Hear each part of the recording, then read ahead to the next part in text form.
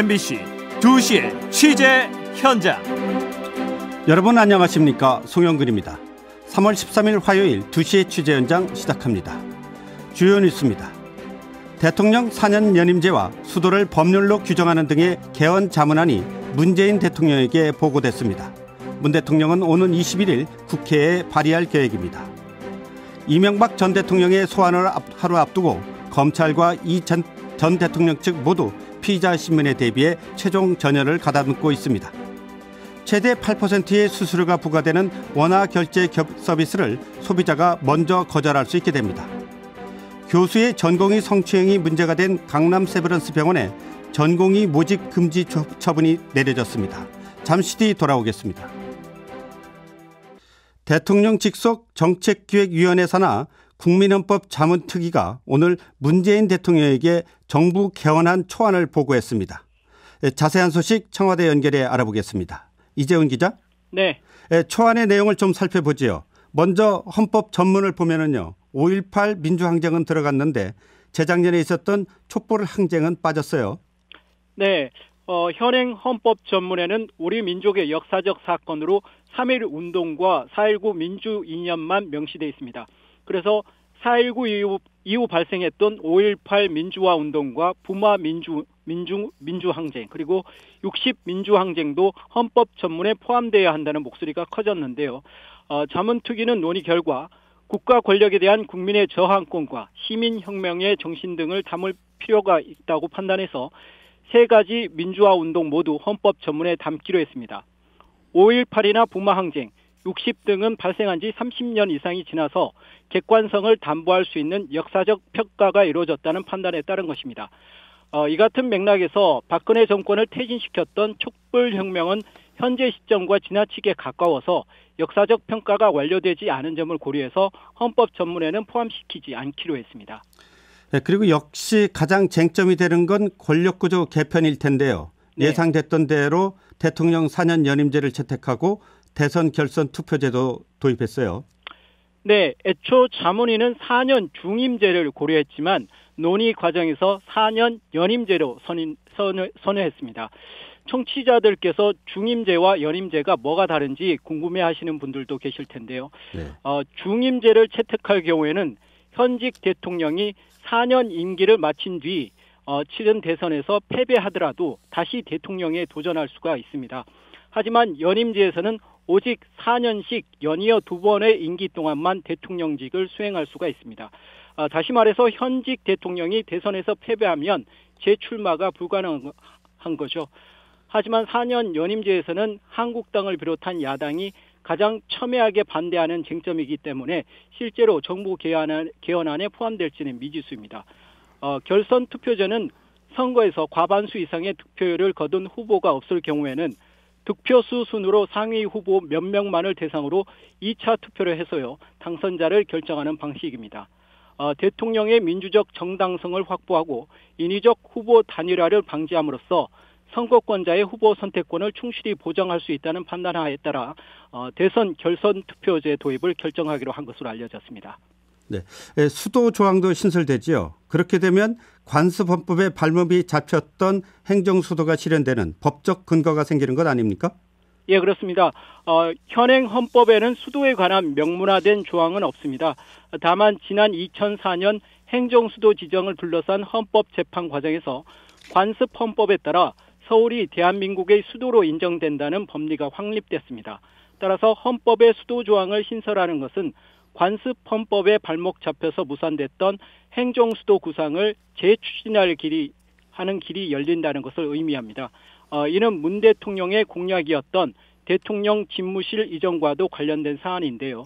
문 대통령은 대선 때 대통령 집무실을 청와대에서 광화문으로 옮기겠다는 공약을 제시했는데 개헌을 통해서 행정수도가 지정되면 청와대를 세종시로 옮기는 방안도 고려 중인 것으로 알려졌습니다.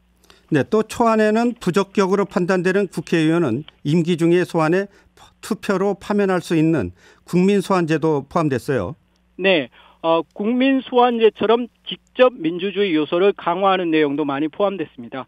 우선 국회의원 선거의 비례성을 강화하기 위한 원칙이 명시돼서요. 국회 의석수와 국민의 의견이 비례해야 한다는 원칙을 포함시켰습니다.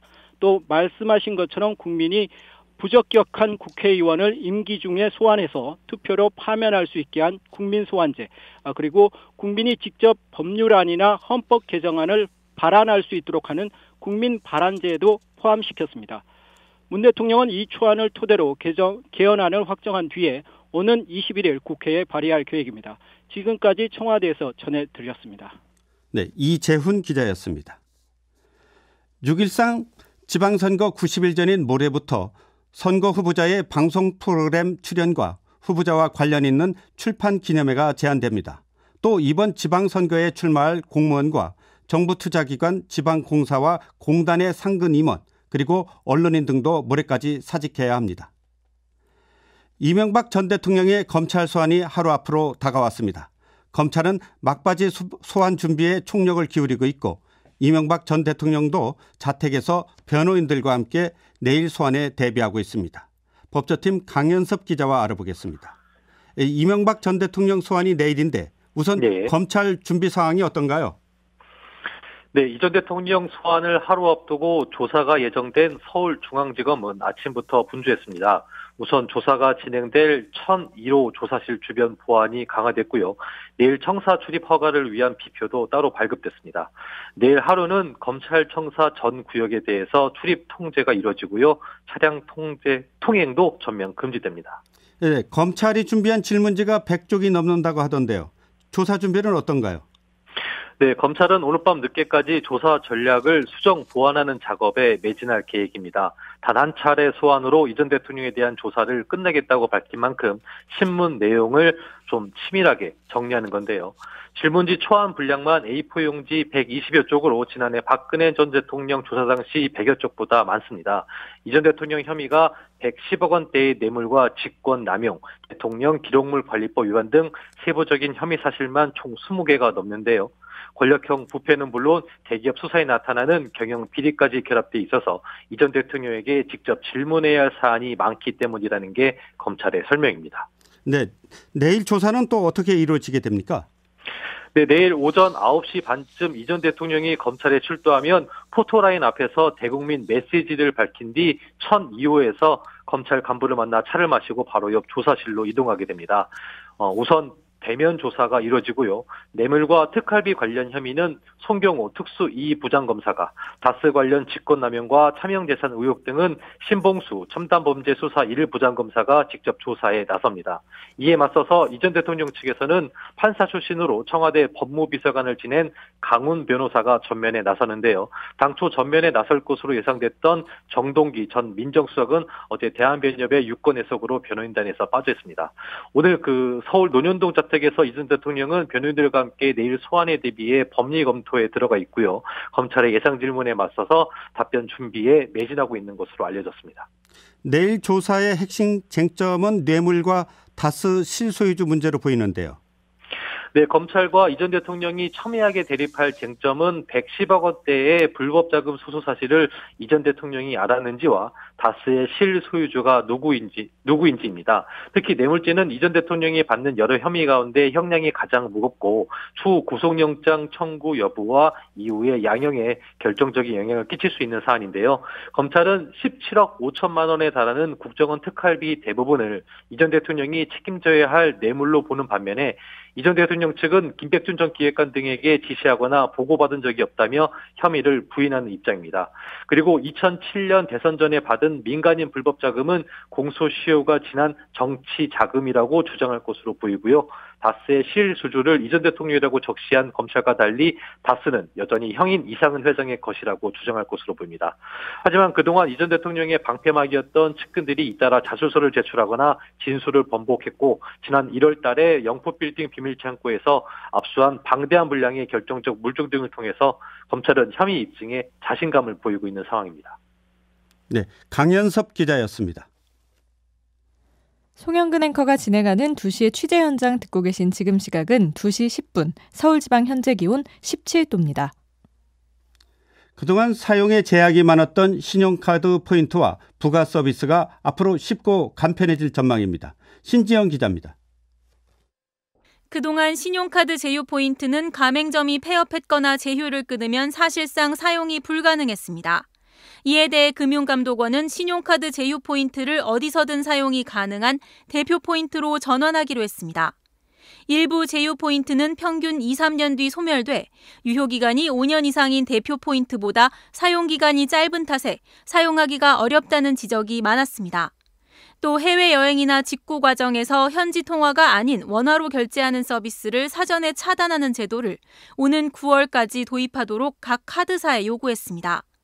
해외 원화 결제 서비스는 해외에서 결제한 금액을 원화로 쉽게 알 수 있는 장점은 있지만 결제 금액의 최대 8%에 달하는 원화 결제 수수료가 발생하게 됩니다. 금감원은 또 소비자가 이해하기 어려운 문구를 사용하는 등 복잡하고 난해했던 부가 서비스 이용 조건을 이해하기 쉽게 재정비하겠다고 밝혔습니다. MBC 뉴스 신지영입니다. 주식시황 삼성증권 신유리 씨가 전해드립니다. 네, 삼성증권입니다. 오늘 코스피는 외국인이 순매수에 나서고 있지만 개인과 기관의 동반 매도 공세에 강보합 흐름을 보이고 있습니다. 지난밤 뉴욕 증시는 미국발 무역전쟁 우려가 지속되는 가운데 혼조세를 보이며 장을 마쳤습니다. 시가총액 상위 종목에서는 LG전자와 롯데케미칼이 나란히 1% 넘게 오르고 있고 네이버와 SK하이닉스도 상승 흐름을 이어가고 있습니다. 반면 KB금융과 신한지주는 약세를 보이는 가운데 업종별로는 대부분 내리고 있고 의약품, 보험업이 1%대 하락폭을 기록하고 있습니다.